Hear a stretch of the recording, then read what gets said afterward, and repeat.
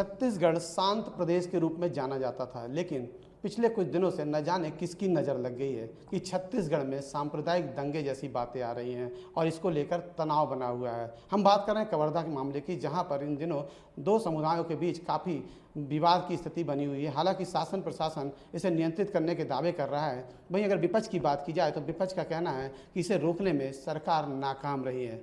आखिर इस पूरे मामले को लेकर सत्ता पक्ष और सरकार का क्या सोचना है, इसके लिए बात करने के लिए हमारे साथ मौजूद हैं अल्पसंख्यक आयोग के अध्यक्ष महेंद्र छाबड़ा जी।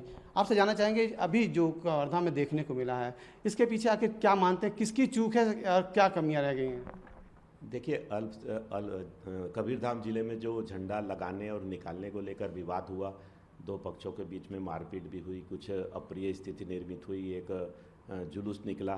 तो इन सब घटनाक्रम को देखते हुए अल्पसंख्यक आयोग ने संज्ञान में लेते हुए वहाँ के जिलाधीश को एक प्रतिवेदन प्रस्तुत करने के लिए 9 बिंदुओं का प्रतिवेदन देने के लिए कहा है।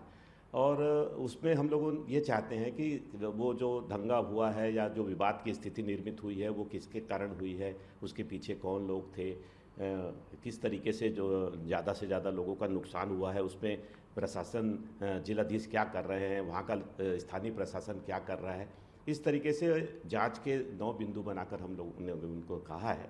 और हमें पूरा भरोसा है कि बहुत जल्दी उसका प्रतिवेदन हमें प्राप्त हो जाएगा। और आने वाले समय में हमने ये भी कहा है कि वहाँ पर किसी भी प्रकार की अप्रिय स्थिति न निर्मित हो। और आप लोगों ने इस घटना के बाद आने वाले समय में किसी प्रकार की परिस्थितियाँ बिगड़े ना, उसके लिए क्या क्या किया है, क्या शांति समिति की बैठक बुलाई, क्या जनप्रतिनिधियों को वहाँ पर बुलाया, क्या वहाँ पर के लोगों से बातचीत की, सामाजिक संगठनों से बातचीत की, इस तरीके से 9 बिंदु बनाकर हम लोगों ने प्रतिवेदन प्रस्तुत करने को कलेक्टर से कहा है। बहुत जल्दी वो हमें जानकारी प्राप्त हो जाएगी। और हमें पूरा भरोसा है कि जो छत्तीसगढ़ जिस प्रकार से शांत रहा है हमेशा की तरह, उसी तरीके से शांत हो जाएगा। बहुत से स्थानीय लोगों से भी आयोग ने वहाँ पर चर्चा की है और पूरा भरोसा है कि बहुत जल्द पूरा मामला ठीक हो जाएगा। छत्तीसगढ़ की फिजा में कभी इस तरह की बातें नहीं आती थी, कभी छुटपुट घटना होती, लेकिन इतने बड़े पैमाने पर होना कहीं ना कहीं मान सकते हैं कि कोई संगठन है या फिर कोई लोग हैं जो इस तरह के माहौल को बिगाड़ने के पीछे लगे हैं। निश्चित रूप से स्वाभाविक तौर पर जो स्थानीय लोग हैं वो लोग बहुत शांत स्वभाव के हैं। न जाने उस दिन बाहर से बहुत सारी गाड़ियां आई, ऐसी जानकारी प्राप्त हो रही है, और गाड़ियों में भर कर दूसरे लोग आए।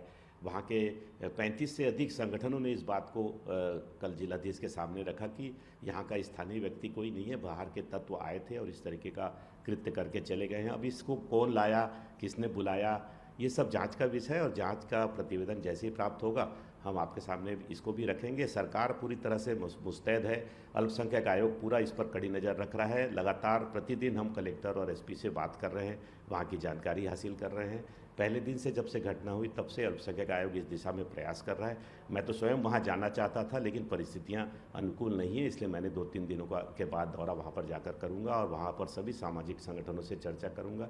और मुझे भरोसा है कि वहाँ के स्थानीय आदमी, जिस तरीके से छत्तीसगढ़ में कोई विवाद कभी नहीं हुआ है, आपसी 2 समुदाय में नहीं हुआ है, उसी तरीके से ये विवाद भी जो हुआ है वो किन कारणों से हुआ है, उन कारणों की खोज करके उसको समाप्त करने का प्रयास करेंगे। बीजेपी का आरोप है कि इस मामले को रोकने में या इसको समाधान करने में आपकी सरकार नाकाम रही है। लोग हथियार लहरा रहे, पुलिस वालों के सामने तलवारें लेकर निकल रहे, लेकिन पुलिस मूक दर्शक बनी रही। ऐसी भी जानकारी मिल रही है, जो वीडियो फुटेज आ रहे हैं उसमें भारतीय जनता पार्टी के बड़े बड़े नेता भी उस रैली में शामिल हुए थे। अब उनका आरोप लग रहा है, वो आरोप लगा रहे हैं। हमने कलेक्टर से जानकारी मांगी कि रैली में कौन कौन लोग थे, किन लोगों ने भड़काने का काम किया, किन लोगों ने समझाने का काम किया।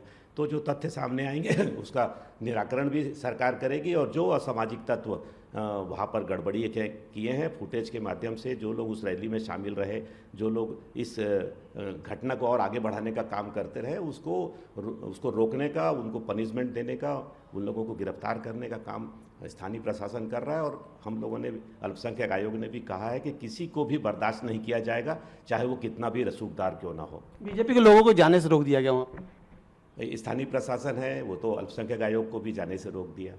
तो वहाँ की परिस्थितियाँ यदि ऐसी है तो मेरा तो कार्यक्रम कल का बन चुका था, लेकिन स्थानीय प्रशासन ने कहा कि अभी स्थितियाँ अच्छी नहीं है, आप मत आइए, तो मैंने अपना कार्यक्रम रद्द कर दिया। तो जनप्रतिनिधियों को, सरकार को, उससे जुड़े हुए लोगों को इस बात को सोचना चाहिए कि यदि बाहर का कोई भी व्यक्ति वहाँ पहुँचेगा और कोई स्थिति बिगड़ गई तो उसको संभालना मुश्किल हो जाएगा। इसलिए सबको संयम रखना चाहिए। हम भी संयम रख रहे हैं, हमको वहाँ पहुँचना हमारी जवाबदारी थी, लेकिन उसके बाद भी परिस्थितियां ना बिगड़े, इसलिए उस कुछ समय के लिए उसको टाला गया है। जैसे ही स्थिति नियंत्रण में आ जाएगी वैसे ही सभी लोगों से बातचीत करने के लिए फिर से हम लोग एक बार जाएंगे। इस तरह की घटना आगे भविष्य में कवर्धा या अन्य किसी प्रदेश के किसी जिलों में न हो, उसको लेकर क्या तैयारी?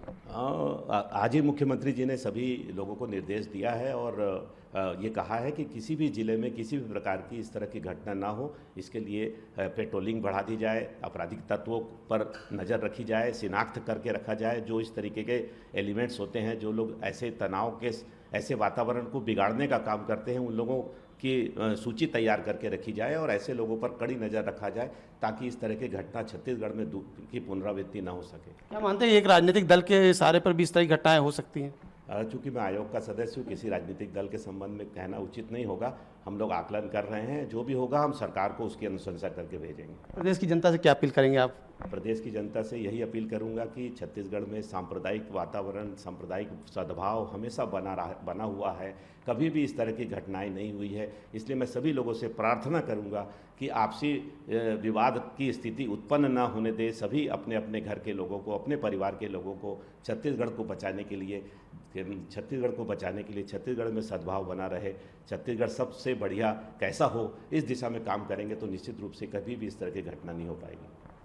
तो ये थे महेंद्र छाड़ा, जिन्होंने बताया कि इस पूरे मामले को लेकर आयोग नज़र रखे हुए है। चूँकि ये आयोग से संबंधित हैं, अध्यक्ष हैं, इसलिए वे राजनीतिक दलों को लेकर तो कुछ नहीं बोल रहे हैं, लेकिन इस तरह की घटना भविष्य में ना हो, इसकी पुनरावृत्ति ना हो, इसको लेकर जरूर इन्होंने कहा है कि आगे बात रखी जाएगी और इस पर नज़र रखी जाएगी, इस तरह की घटनाएं ना हो। अब देखने वाली बात है कि कवर्धा के मामले को सरकार किस तरह शांत करती है और ऐसी घटनाओं की पुनरावृत्ति ना हो, इसको लेकर किस तरह के कदम उठाती है, आने वाले समय में स्पष्ट हो पाएगा। कैमरामैन नितेश साहू के साथ प्रवीण कुमार सिंह, ईटीवी भारत, रायपुर।